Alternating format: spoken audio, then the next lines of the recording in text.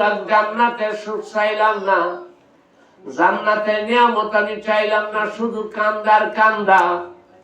আমি নবীজিকে পিঠে সোয়ার করাইতে না পারি, আল্লাহ যার ওসিলা বানাইলো তারে যদি আমি পিঠে সোয়ার করাইতে পারতাম, আমি বুরাকের জীবনটা ধন্য হইয়া যাইতো। সুবহানাল্লাহ বলেন। এই জন্য রে জিবরাইল আমি কাঁদতেছি, আমি নৈরাশ হইয়া যাই, আমি নবীজিকে পিঠে সোয়ার করাইতে না পারি। জিবরাইল কয় এমন একটা প্রেমিক এমন আশেক বুড়াতে আমি কেমনে যায়? জিবরাইল কয় তাইলে কি তুমি যাইতে পারবে? তোমার যে দুর্বলতা, তুমি কি নবীকে আনতে যাইতে পারবে?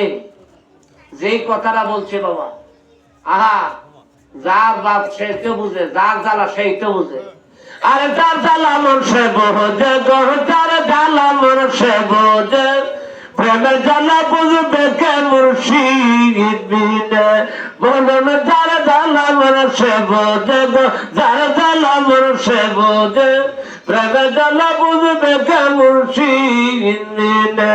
পাইতাম যদি মনের মানুষ কইতাম কথা গোপনে, পাইতাম যদি মনের মানুষ কইতাম কথা গোপনে, প্রেমের জ্বালা বুঝবে কে মুর্শিদ বিনে?